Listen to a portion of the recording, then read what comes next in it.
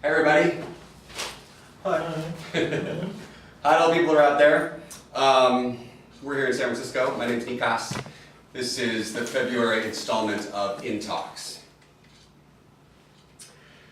So first one last month went well. It was interesting to see. I didn't personally know if I could actually get up in front of a room and do the sort of moderator thing, kind of have people come up out of the audience and have no idea what they were going to say, have somewhat of a topic to go on, and but not know if I could actually kind of have somebody sit and actually carry on something and sort of moderate. You know, do the thing where you're pulling out information based upon the topic that you're doing. So that for me was a really good learning experience to see that yes, I could do it. One of the things that I noticed from doing that was that in order to sort of make the fundamental idea of what behind Intalks was to have a group discussion, to have somehow a community dialogue, to have a discussion amongst friends of what does it mean to be prosperous, right? So what does it mean to be prosperous as an individual, and what does it mean to be prosperous as a society or a group or a city or a nation? You know, how does it, you know, what does prosperous mean? Prosperous meaning,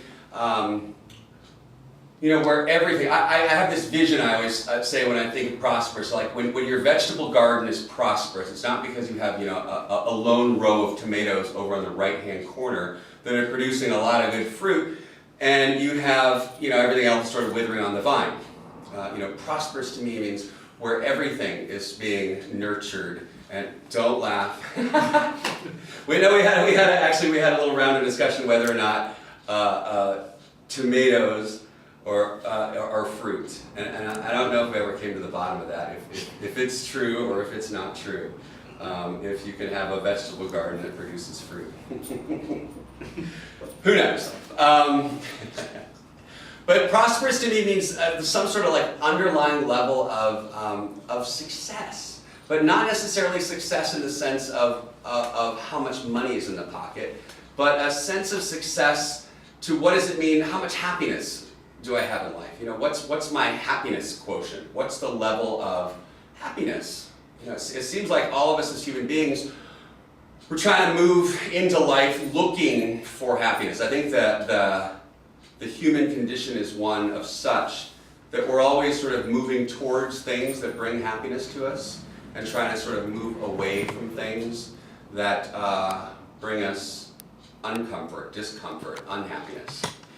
So for me, this topic of, you know, what does it mean to be prosperous? What does it mean to be successful? What does it mean to have a certain level of happiness amongst oneself and amongst a community? You know, this city itself, San Francisco, as many cities around the country, is changing. You know, we happen to be going through a tech boom here, where a lot of people are coming from a lot of other different countries, a lot of different cities, with a lot of different skills, and a lot of people that were living here and doing things you know, before this happened are being pushed out. And there's a lot of controversy in town of whether or not that's a good thing. There's a lot of people talking about, you know, oh, those darn Googlers or all those, you know, the internet, and we've got these bus system now that takes people from San Francisco down to the Silicon Valley. And it's, you know, on one level it's great because it's the most amazing carpool thing that's ever happened. You know, corporate carpool, it's taken to the height. And yet, it drives our city prices up. You know, our rent is going absolutely through the roof. You know, what I pay for a studio apartment now when I had to move just about a year ago is pretty ridiculous. Pretty ridiculous. I mean, I could be buying a house somewhere else in the United States for what I'm paying here. So it seems that as a city, it seems that as a country, it seems as a world, we somehow we have enough. You know, you watch all these documentaries about you know, these top 1%ers, and you start to see there's a vast amount of wealth in this world, and there's you know, a vast amount of disparagement. So I would kind of like sort of Intalks to be somewhere about kind of talking about how do we make things work in life? How do we get to the point where things are successful? How do we? But I don't actually want to do that by kind of going through social issues one by one, because that's not my expertise, and I don't really, although I might have opinions on things, it's not my expertise. My expertise lies more in the realm of human relation. What it means to relate from one person to another. My background as a hairdresser sort of uniquely set me up to learn how to relate one-on-one with people. I would open up, in the chair, in the space where we're doing hair, you sort of open up this thing that has a thing called the truth, and people respond really well when you talk about the truth to people, because it gives them a place where they can actually show up and actually talk about what's really going on for them. And I noticed that that's something that a lot of people in life don't have, is like these safe sort of spaces, we're lucky to have a handful of good friends in this world, and then we're lucky to have a handful of that handful that you can actually really talk about what's really going on. So what I thought was it would be nice to sort of have some sort of a space where we kind of got a little bit more intimate about, rather than pointing our finger at what's going on out there, but pointing our finger at what's going on inside. So that's what Intalks hopes to provide. We're doing a little bit of a format change. Like I said last time, it was really cool to see that the sort of one-on-one discussion thing happened. But what I decided to do this time was just put 4 chairs up here and invite people up to sort of kind of get a little bit more of a conversation going, so that it could be just a little bit more on the fly, rather than just sort of a one-on-one where you have to sort of, oh, hello, how are you? Okay, and it takes a while to get into it. We'd actually kind of have just like more around the dinner table sort of conversation, and maybe bounce and riff off each other's conversations, and just see if we can get somewhere where dialogue moves a little bit faster, a little bit faster, a little bit faster. So, me personally, this month was it was an interesting month. We did this Intalks last month, and I shared with everybody that I had a salon change. My day job as a hairdresser, I changed one salon to another. And that created a lot of, anytime you go to a new job, no matter what, it creates a lot of turbulence in life. It just creates a lot of change. And, change, even if it's good change, it's still change. And it's still, it has a certain amount of sort of impact, a certain amount of imprint on you. Just simply for me, all of my work items, all of my color, all of my cutting instruments, all of my blow dry, all of my hair product that I use to style hair with is located in a different place. And now it takes me about, where my hair color is compared to where it was.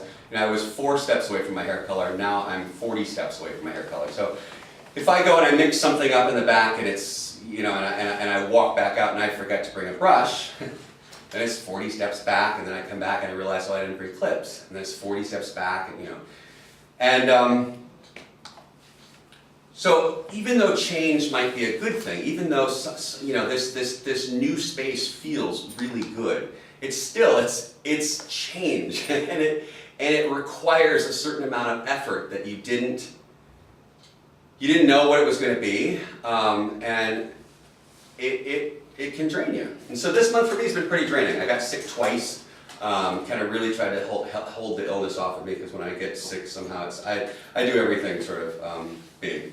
And sickness I also do big. Ended up in the hospital last week, which was very, I'm sitting in a hospital bed thinking, gee, am I going to do this thing called Intalks this upcoming week, because I'm sitting in a hospital bed right now, and I'm diagnosed with pneumonia, and I don't know what's going to happen. And I continued to just not know. And that was pretty much the flavor of this week, was not knowing. The whole month I kind of kept thinking, oh, something was going to shift, and I was going to be able to promote this thing and be able to, and it just never quite seemed to happen. About 10 days ago, I was like, yeah, okay, I'm going to spend the next 7 days making this thing happen, and then bam, sickness again. And so life doesn't always go as planned. And so that's kind of one of the things I wanted to talk about tonight, was just about uncertainty and how that all goes. Earlier in the month, a couple weeks ago, I went to this conference called Wisdom 2.0, which there were some great speakers there: Ariana Huffington, Eckhart Tolle, this guy John Kabat, who wrote this book, Wherever You Go, There You Are. Eckhart Tolle, I don't know if you all know, he wrote this book, The Power Now, and I think A New Beginning, Dawn, A New Beginning, A New Earth, and super amazing, clear spiritual teacher. It's so cool to be in his presence. Alanis Morissette was there. Really, this conference to me, what it is. There were thousands of people there. I can't tell you how many, but there were thousands. And what it was for me, why I showed up, was because I wanted to see. I mean, what this conference was is the sort of the Silicon Valley CEO type meets the sort of the larger minds in the wisdom community. So how do these things overlap? I mean, here we've got like the sort of corporate structure. We've got, you know, the way that we do business. Business, it doesn't seem, and the sort of idea of spirituality or the idea of mindfulness, they don't seem to go well together. But what it seems that already in the Silicon Valley we have come to notice is that you can actually sort of recreate things and make work environments better, and that perhaps like the old models that we had, the old modalities that we had of what corporate work life looked like, perhaps maybe that could actually be cut apart and put back together and be something completely different.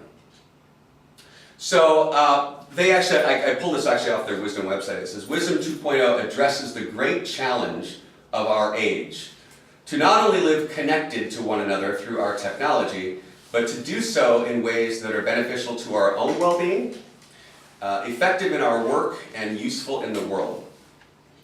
So it was interesting that there was a lot of dialogue too about, you know, there's these things, these phones, these things that, you know, they take so much of our time and our space and our attention, you know, goes into an object, or our computers. You know, we spend a lot of time devoted to here, which, right, I mean, if you think about it, this is reality, this is presence, this is true.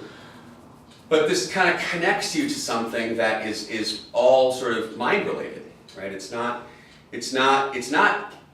actually what's happening in front of you. It's what's happening through the medium of technology, which on one level, amazing, right? You get connected. I mean, the fact that you can find anything that you need these days, you know, just through your phone, much less, you know, a laptop, is incredible. And yet, these same bits of technology, they start sort of biting at our heels, demanding our attention because, you know, it's 11:30 at night and there's a very, very important email that's just come in that, you know, requires, I must answer this email. You know, it's just like we are, or an app, you know, or you know, God forbid, a dating app that can kind of suck you in and, you know, oh, maybe I'm going to get lucky today. Maybe this will be the one. You know, I mean,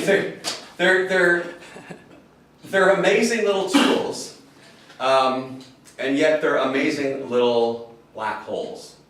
And so it was interesting to be at a conference where people spoke about the sort of the dichotomy, the two sides of this incredible, you know, the technological age, and how if we are going to, as a race, as a species, you know, be connected yet disconnected, what is that going to mean for us in the end, you know? And Ariana Huffington was talking about, you know, disconnecting to connect. Ariana Huffington actually said she personally has a no device zone in her bedroom. So when she goes in her bedroom, it is a device-free zone. There is no television, there is no computer, there is no phone. She said an old-fashioned alarm clock and books. She says, I read books. She says, you know, the kind with hardbound, the actual things that, you know, that we used to read. Not a Kindle, not a, you know, iPad, but an actual book, and just how important that is to bring us back to being present. One of the other speakers, Eckhart Tolle, like I said, great, amazing guy. I actually read his book, The Power of Now, I don't know, maybe 6 years ago or something like that, and had a pretty amazing awakened experience reading that book. He just has a way of directing this thing to right here. And you know, the power of what can happen in the now is far greater to the power of what can happen in imagination. You know, imagination can happen, but imagination only really transpires. Imagination only sort of outputs into the, the right now. So he did this really cool, exercise called the power of the present moment, and it was a sort of open-eye meditation, if you will, is kind of what he was saying. But it was an exercise that used your thinking. You know, you used your intellect, used your thought process to sort of arrive you at the present moment. The first thing he asked was for everyone to sort of acknowledge their surroundings, to sort of stop. You know, okay, stop what you're doing. Now just look around. Acknowledge your surroundings. See where you are, and kind of get, you know, geolocate. Figure out where you are in the room. Figure out where you are with the people around you. You know, just notice where it is that you are. You know, by noticing what else is present, you know, by noticing all that's out there, some sort of alertness comes up. Some sort of awareness begins to sort of boil up. Whereas, you know, when we're not in that sense of noticing where we are, generally we're in the sense of where we're not. So, you know, I like to kind of say that there's what's happening, and then there's this magical, mythical world of what's not happening, which is the place I can imagine myself to be, or imagine all sorts of things. It's, you know, thinking. Anytime you get lost into a thought train, a whole lost, you know, it's you're in this world of what's not happening. It's not right here, because when that ends and you come back to here you are. So, in noticing, you know, what's present, you know, just kind of looking around, feeling this, it's like this alertness, this sudden alertness sort of kind of comes into play. Less thinking sort of tends to happen once you just look around. I mean, I notice that for myself. You know, when I'm having a conversation with somebody, what I try to do is actually engage and listen to what's happening. And if I actually sit and listen to somebody and see what's, you know, just by actually looking at them, not looking away, not looking at my, you know, but by looking at them, what I notice is actually fewer and fewer thoughts start happening, and more listening starts happening. So this alertness just sort of naturally comes up. He talked about the sort of like the next level from that alertness is just kind of noticing this sense of being alive. Like notice that you're actually like alive. Like you are totally alive. You are. You know, it suddenly becomes like undeniable. There is this onness, there is this presence, there is this awareness, there is this something, there is whatever it is. You know, you come up with a lot of different words for what it is, but something is actually in the on position when you sort of slow down enough and become alert and become aware. You notice that there's actually something that's alive. You know, and as long as I think that we inhabit this particular form, this particular meat suit, you know, that aliveness is always there when we slow down and notice. We talked about it bringing, you bring this sense of awareness and presence to the outside, and then it's like you're bringing that same sense of presence and awareness to the inside. And it's like those two things begin to sort of line up. And when those two things line up, you become really sort of rooted in the now. And I mean, it was a 45-minute exercise and 45-minute chat, and he's really good at making people laugh, and he makes lots of funny faces. And but I'll tell you what, after 45 minutes, you felt about as present as, you know, felt in a long time. You just really feel rooted and listening and here. And that's a space that it's very easy for me to lose as soon as I start thinking. So, when I talked earlier about, just uncertainty. Uncertainty is one of those things where uncertainty can become one of those instant, the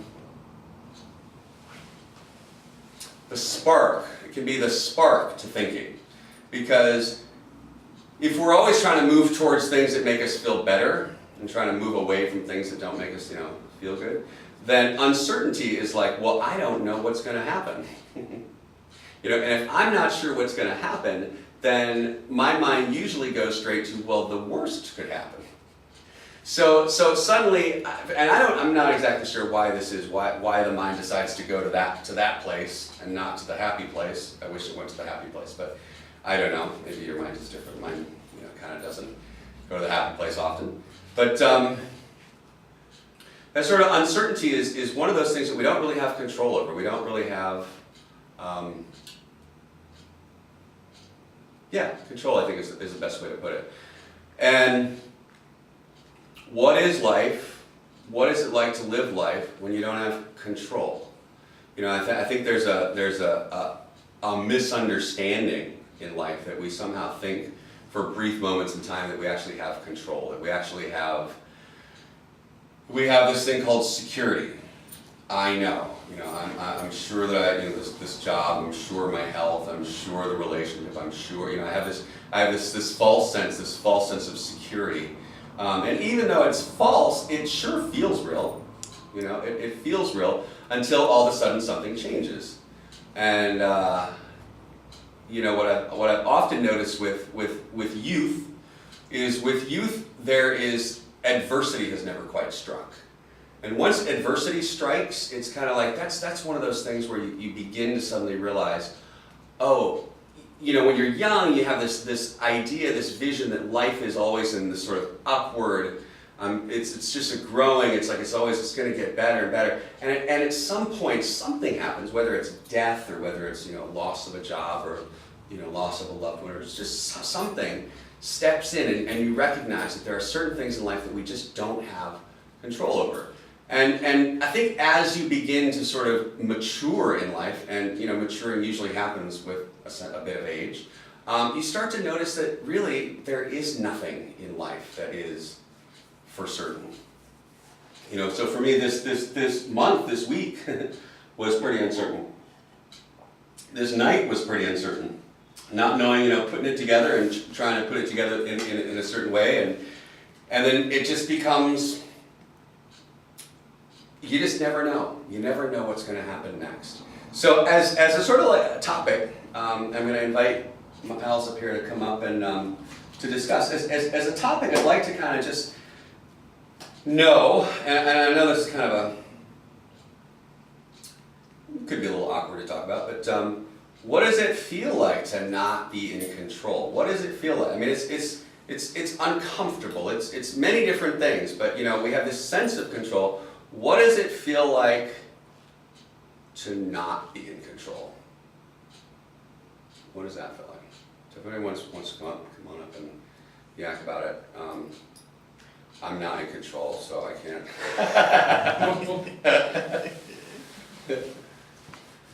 And anybody else wants to just join in? There's 2 more seats Yeah, here. exactly. There's plenty of room. So to tell. Control. Control. Never What really are you had in it. control of? Nothing, actually. Oh. Absolutely nothing, let alone my life. I guess I grew up with this understanding that control was something that you could get. Mm-hmm. That's something, it could happen. Mm-hmm. It could happen, but just not right now. Control was something to strive for, Mm-hmm. stability, something to attain. When you say attain, does finances infer like if you have this job and this money, or I mean, what is? A all of the above. I mean, you have money, you have things, you have a roof over your head, Right. you have stability, you have control, you can get the good wife or husband, you can get the good car. It was just what you did. You know, you had this sense of control. My life was never like that. It was always a sense of chaos. Loving chaos, but chaos. And it was something that I thought I could get if I was if I was something that was sellable. If that's if I could sell myself to that to the highest bidder, if I could get that job, if I could get that apartment, if I could get that, I could be better off than I grew up. And not that I grew up in any kind of real poverty. But yeah, a sense of control was not anything that I thought and anyone from my family actually had. Is there anything that was like, do you ever feel like, when did you most feel like you had control?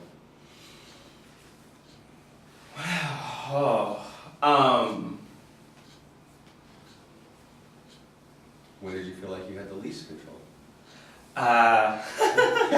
When I had the least control was probably always. I never felt like I was in control. Yeah, never actually. I was always at the will of a foreign power, school, family, job. I had to do this job that I didn't necessarily like, but it could get me to the next step. It could get me. I could go far with the job if I just stuck to it, even though I really didn't like it at all. So not me, but yeah. And you? How much control do you have? I think a lot. Yeah. I think we're like basically polar opposites. Probably. Yeah. Because I feel for most of my life I've actually been fairly in a good place, I guess. Yeah. And you know, I could kind of control everything that was going on around me. I got to like pick like what school I wanted to go to, or like you know, how like never really had problems finding jobs or like spending money or any of that stuff. So things kind of just always went in my favor, I guess. The only times I've really been, I felt like out of control. There have only been like a handful of times, and it's usually if it's really around like health. You know, if I can't really control, like there was a time in college I missed like half a semester because I ended up getting really sick. I was in the hospital for like basically almost a month, and you know, like really screwed me over a little bit there. And like then at that point I really felt like, you know, just awful because I had no idea how this was going to impact like you know, long term, especially at this point, like, you know, almost your last semester in college, you're like ready to be done, and then it's like time to get a job. You don't really know what's going to happen. It's just I feel out of control when I don't know what could happen. Like if I don't know, you know, if there's just too many possibilities. Other than that, I really like to control like what's happening in my life. Like, you know, always make sure I have a plan for everything. And you know, if something does kind of blow up in my face, I have like a backup plan so I can just like move on and continue on anyway, kind of go unharmed. Are you flexible with your plans? Like, I think so. yeah. Yeah. As long as like the other thing that's gonna take that plan is equivalent or better.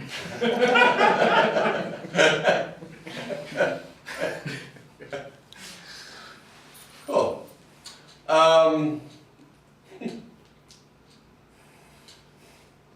So, when did you feel most in control? Now I think, I guess, yeah. Like the older I get, I feel like the more in control I become. Like especially the past few years, as I like, you know, had a more, like a better paying job, I guess, and more like stability and like, you know, just I built up like kind of a reputation, I guess, and, you know, a better friend base after moving and everything. So, you know, I just feel like I have like my options now. Do you recall back to when, after you were sick, and I mean, do you recall what it was like to be sick and not know? I mean, did you know you were gonna get better? Was it a sure? It was like the first time I ever had like a real thing wrong with me, and for like, you know, like almost 2 weeks we didn't really know what was going on. So it was just kind of scary, I guess. It was Sarah, what was the question? Do you remember what? I don't remember. Uncertainty.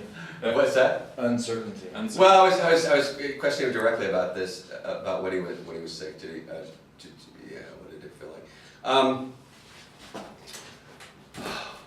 Where did we go? It just felt scary. Yeah. Yeah. Yeah. Yeah. Scare. So fear, it seems to be, is like the. Yeah, when I'm like, it's for me, it's just like when I don't have control, like that is a total fear thing. Right. Because it's like when I'm in control, there's really nothing to be scared of because nothing can hurt me since I know everything that's going on around, Right. So when I kind of leave those things up to whatever it is, that's not cool. What's curious to me, Come up. sorry, could not engage. So I'm sitting over there and I'm listening to you guys talk about certainty and uncertainty, and what I keep hearing and what keeps coming up for me is I don't know if it's a higher level or a lower level or whatever, but it's the recognition of that your perception or my perception Right. of certainty, and this is what has gone away with age and experience, is that the perception is just an illusion. Mm-hmm.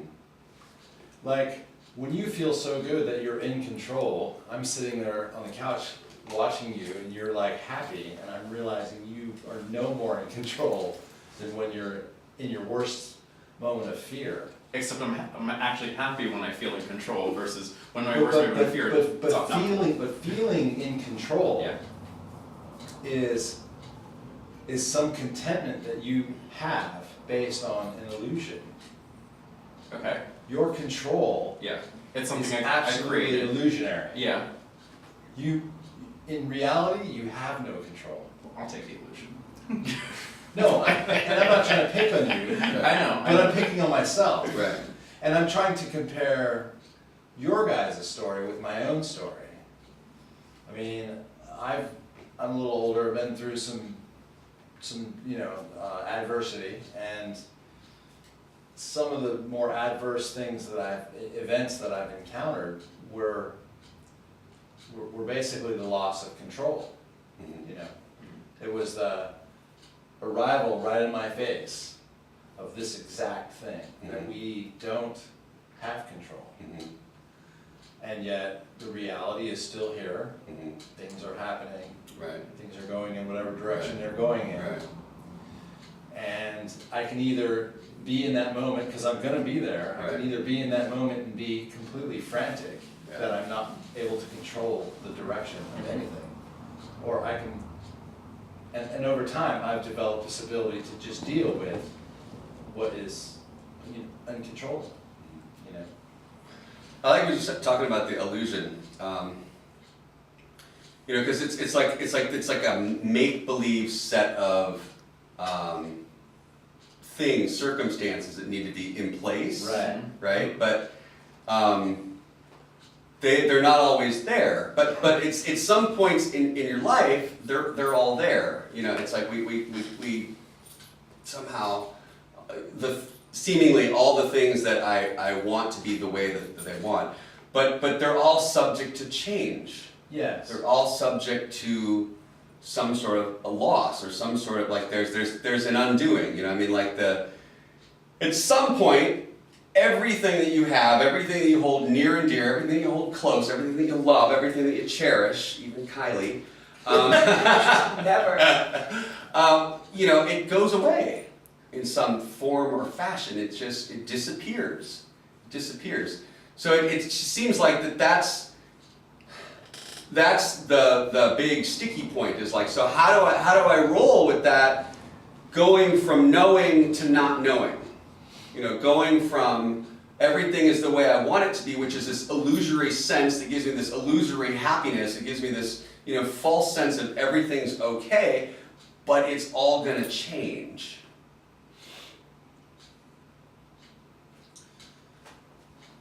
So am I the only one that in like even when shit's going right, every like variable that I can imagine, though my imagination is huge, Yeah.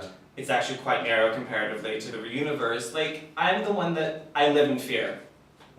Or lived in fear. I was in constant fear, and everything, all the memories that were actually like, oh, that was a pretty good time. That was actually a pretty stable time. Right.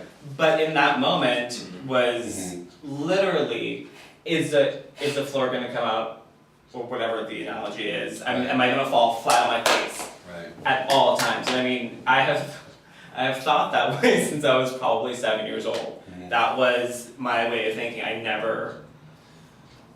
It's very fear-based. So we have two polar, Right. you said in the very beginning, polar opposite examples. Right. I mean, there's your situation where in the moment, currently in your life, things are going well, and they seem to have kind of gone well for the most part. There was a time back there where There are some crap parts, but I mean, overall. Pretty shit, but And it's great. and it's easy for you to feel, okay, because things are pretty much going as planned. Yeah, exactly. Either your expectations are very low, or you're very happy. Right? And to you, I want to say, it's still just an illusion. And to you, I want to say the same thing, because you're living out this fear that place will come back. Yeah. Those circumstances may come back as shitty as they were, and oh my god. Yeah. And that sort of fear and paranoia, and that's neuroses. that's an illusion Yeah. too. That's an absolute fucking illusion. No, for sure. As I'm learning like the fluidity or like the uncertainty of life, I actually find comfort that it's not just me, that's just how life goes. Like you Right. never actually get footing. Yeah. Right. So all my fears could happen or they could not. That is so it's so nice. It's so nice that the fear still happened. My neuroses didn't just disappear overnight. But they may not happen. So that actually makes me the thing that I've been striving for most of my life, stability and control. The fact that it doesn't exist and that I don't have to necessarily strive for that is really comforting. It's really, really nice. Not that I'm just gonna like wallow in mediocrity, that's just not how I roll, but it's nice to know that that this unattainable thing, control, is unattainable. It just doesn't exist. It gives me patience to just live in this moment right now. Yeah. Like, to just accept that, for all of these decades I've been here, I've been trying to get to that target, whatever it is, location, place, thing, stuff, whatever, and place of contentment. And if I just got these things in order, because I'm, how I think of things is it's like they got to be organized, and it's all anal retentive and very, Right. And as soon as I get these things in place, which never happens because the marbles are always rolling off the table, but over time I've learned it's okay to just kind of still experience life as it's happening now, even though it's not in its perfect state. Right. In fact, it's just kind of a shame how much time I've spent trying or not experiencing the moment when it was happening. Yeah. Waiting for the Right. better moment, for the life to start, Right. the fucking money to get here, or the whatever, the grief to stop. Right. Yeah. Yeah. That sort of when that happens, Right. then things are going to be good. Then I can actually start You're enjoying always my planning life. the start of your life. Right. At some point There's in some the future. fictitious point in the future that never quite freaking shows up. But it might for 5 minutes, but and then the new car wears off. Sure. Sure. It all just loses its. Yeah. When I stop being a crackhead, then my life can start. Then my life is and it all seems to be that it really is just about life starts actually the moment you just say start. Yeah. The moment you just, it was interesting not knowing how tonight was going to go without the setup that I had intended to put into this, not knowing. And there were moments where my head was like, what's going to happen? What's going to happen? But, you know, luckily not a whole lot of chatter, just simply like, well, what's going to happen is what's going to happen. Right. I mean, that's what's, it seems like that's where at some point it's in this maturity, it's just like, well, what's going to happen is going to happen. Which, you know, doesn't mean fear doesn't come. I mean, you know, we had a situation where we worked through some stuff, you know, financially where I had some fear, and there was a lot of, sometimes you gotta put it out on paper. Sometimes you gotta make plans. I mean, you're Mr. Plan Man. You know, sometimes it's true. You gotta do that. And then just simply that though can bring you back to just that settledness of I still don't know where it's gonna go. I still don't know what's gonna happen. But at least I've put some like intention. You know, it's like intention is the, so, you know, goals are great, but if you get stuck to those goals, like if you know, it has to be like this, otherwise I'm gonna be unhappy. I'm gonna be cranky, you know?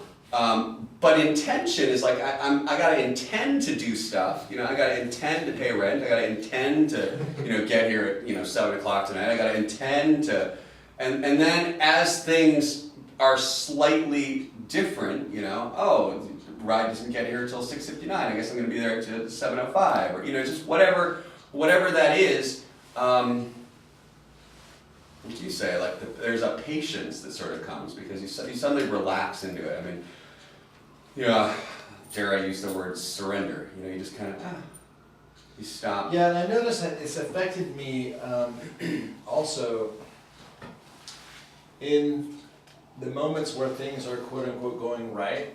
Yeah. I don't seem to, and I've kind of lately, you know, questioned myself. I don't seem to experience that same kind of high, that rush, like I'm riding this wave of things are working out for me because it just mellowed out my reaction to that good stuff as well. Right. The bad shit happens or doesn't happen, Right. and the good shit happens or doesn't happen. Right. And you know, and I'm just kind of like pretty mediocre in the middle of it for the most part. Yeah. You know, more often. I remember my dad used to say, you know, I'd call him and tell him I got some great new job or something. He'd say, "Oh, this too will pass," and it would really piss me off. Because you know, it's like I want you know, I wanted some response, and again, there we go. You know, it's like I have some expectation. You know, my happiness, is required upon a certain reaction, a certain response. Well, yeah. But in reality, I mean, that's the best response you could give is, yeah, maybe. Oh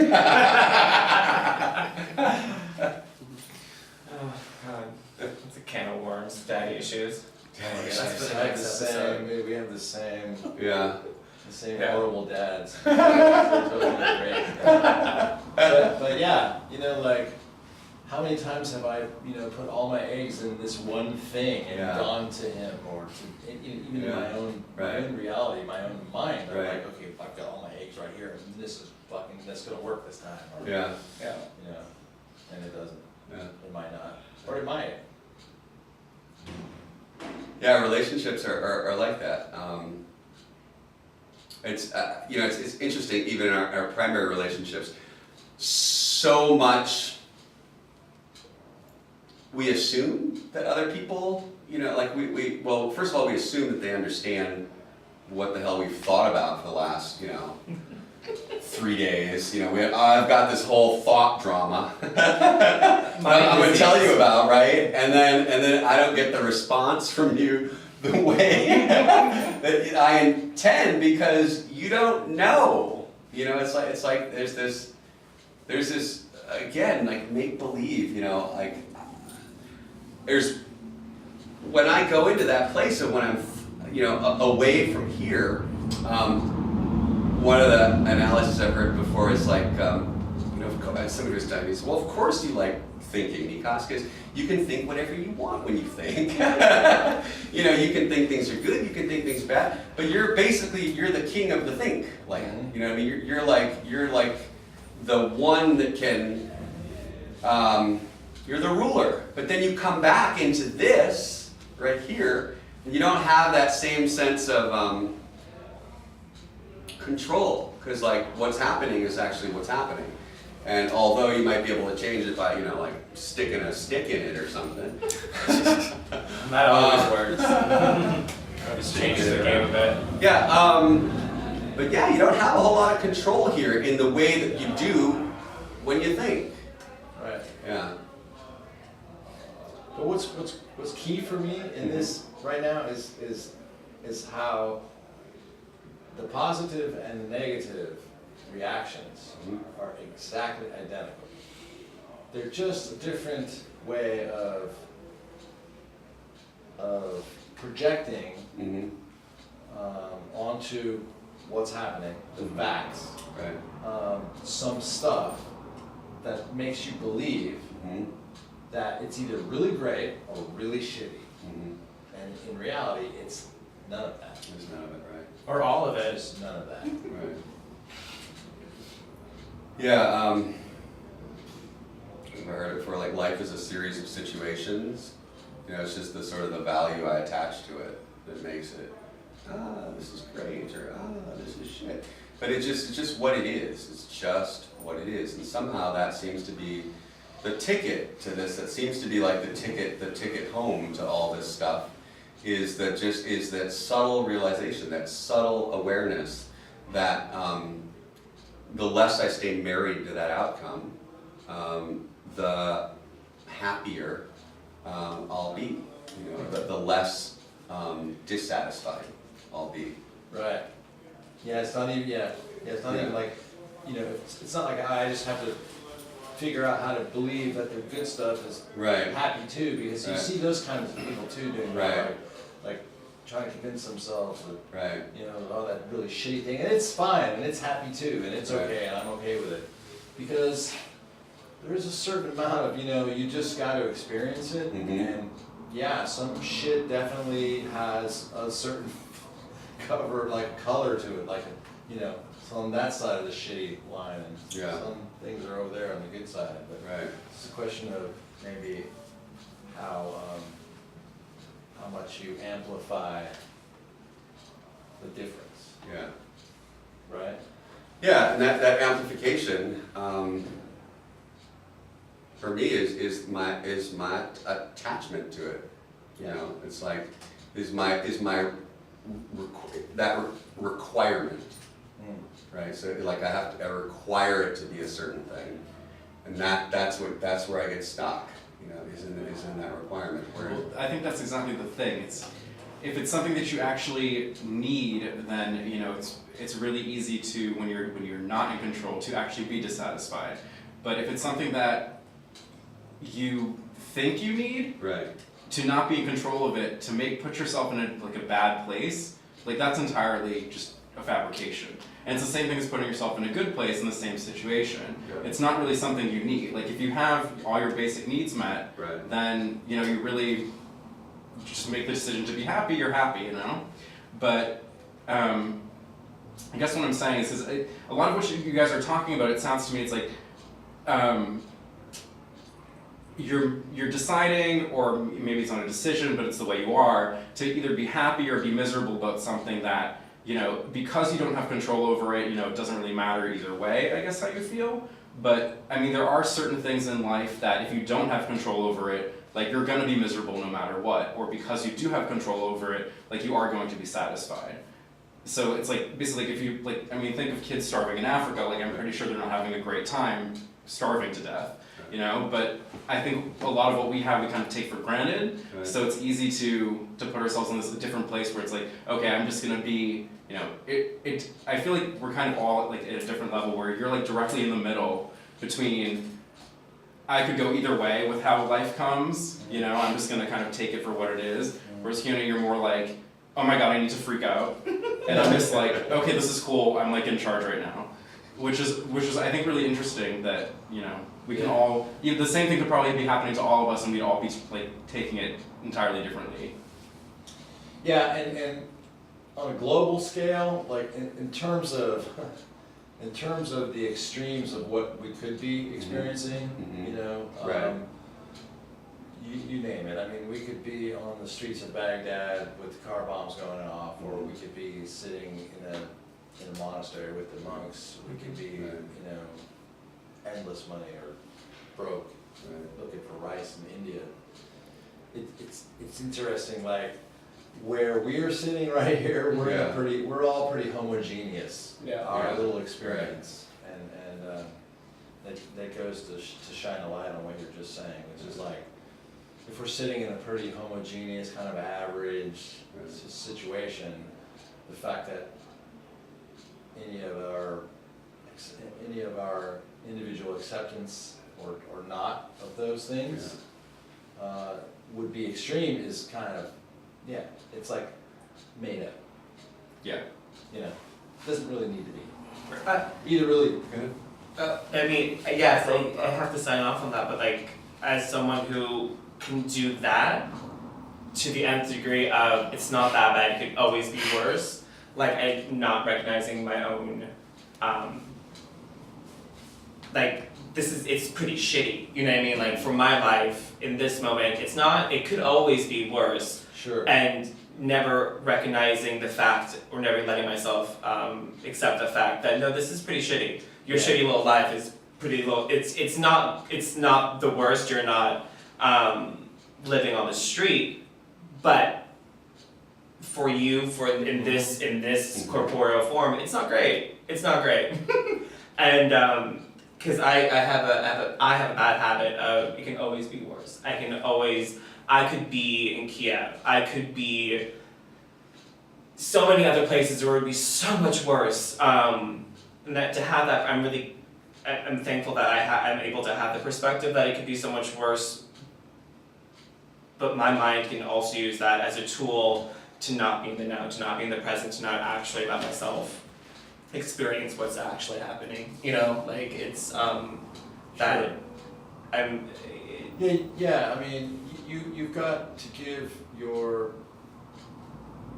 whatever that is, Mhm. you've got to give it its due, Yeah. you know, and live it, Yeah. experience the moment, you know, when it's sad and shitty, and I didn't just mean, I hope I didn't list just all the bad things, because there's plenty of really awesome places that we all probably Mhm. fantasize that we could be, Yeah. situations, circumstances, you know, that are really, really great, you know, but, I don't know. Just- Yeah, using the example of, you know, people on the other side of the world, it's interesting because like the whole other side of the world thing is again through my lens, right? It's through like I look at the picture of the kid that's starving through my lens of experience, right? I don't see it through the lens of its experience. You know, if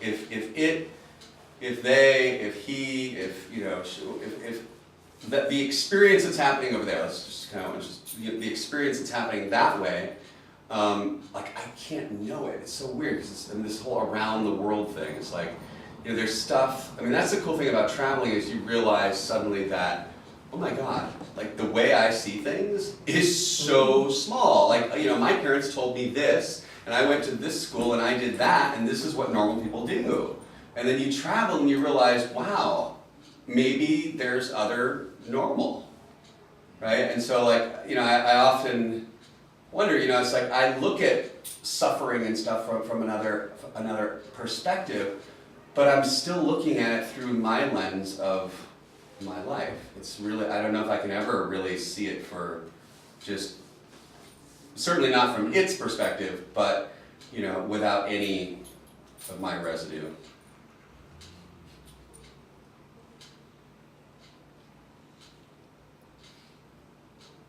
Pause in conversation. Natural break conversation. All right, I want to end on a happy note. Yeah. I don't know. You're the moderator, and it's on a Yeah. happy note. All right.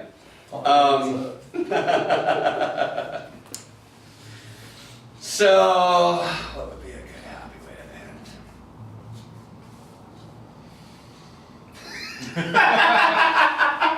end? Says the guy that just got out of the hospital. It's actually happy that you guys did show up, and thrilled actually that we could actually have some conversation. Just the kind of conversation that we usually have. What, you know, I was talking actually with somebody just before coming over, And here's a way we can kind of wind things in a different direction is, you know, there's this conversation about what's true for us, you know, about what's actually happening. And it seems like that to me is the most kind of productive kind of conversation to have. I mean, I know all of you, I mean, you all know that I personally enjoy talking about what's really going on, because that somehow for me that now is the good stuff, whereas, you know, once upon a time, like the fake, the phony, I always fall back on my, you know, the reality TV life, you know, there's, you know, once upon a time, like the whole idea of like reality TV, like life was just some object of ill fantasy, and not reality. For me, this sort of conversation, this sort of dialogue is really kind of where it's at these days. Because I mean, I think we all are at some sort of turning point in our lives where we're kind of moving towards, dare I say, awakening. I mean, that's really, you know, it's, you know, I've really tried to keep this thing not spiritual in any sense, but you know, part of what I'm noticing is, like, you know, part of kind of awakening to reality is that you realize when you're kind of sleepy.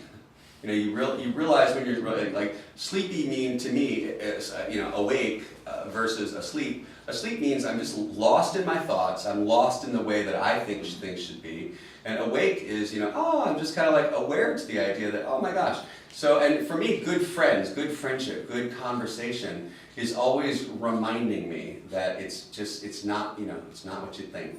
It's not what you think. It's not what you think. You know, come back, you know.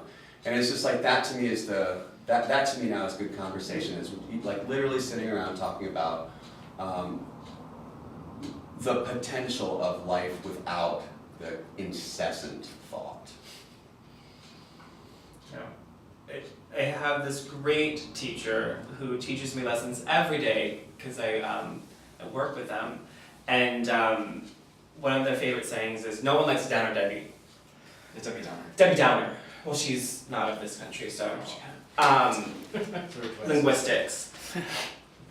And it probably falls out of her mouth like 5 times a day, and I'm thinking, is that true? Like, isn't there some? I mean, haven't we all been Downer Debbies and I don't know, like at one point, and don't people most of the time someone's out there still actually likes you? Mm-hmm. So I don't know, it's just one of those things, like, you know, as, like, yes, misery, I don't know, is misery optional? Perhaps. Pain, suffering? Probably not. But being, you know, being honest about one's feelings, I'm learning, actually makes for a really great conversation. You can be a Debbie Downer within reason. There's people who are Debbie Downers and like they're always just putting things down. But if you're actually going through something and you're down, like Right. you're not gonna fake being happy for like if you're actually sad. Mm-hmm. Or, But- I mean, you could, but, Well, you could, but it's probably not the best way to cope. yeah. You know, so the question for me is always, you know, as a friend, is like, you know, how do I turn this into a joke? You know, how do I make this into, Yeah. you know, how do I, you know, and it's always appreciated to me, you know, when I get stuck in the head is, you know, like, hey, you know, how can you make this unserious? Because the seriousness, I mean, the downer is that attachment to the fictitious illusion of what it needs to be in order for things, right? And in reality, it's like, you know, yes, that might be somewhat true, but, you know, things might actually be different. And so somehow there's this whole unexplored world of what's outside of my little bubble of happiness, right? And so it seems like, you know, as friends, it's like if we can light the way and just sort of shine the way for each other to, like, you know, that, hey, there's life outside your bubble of happy. Why don't you go find out rather than trip out, Right. you know? Maybe be a mirror. Yeah, something like that.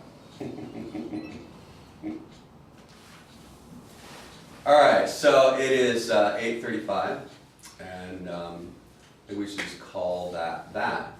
And so, last Thursday of every month, Intalks.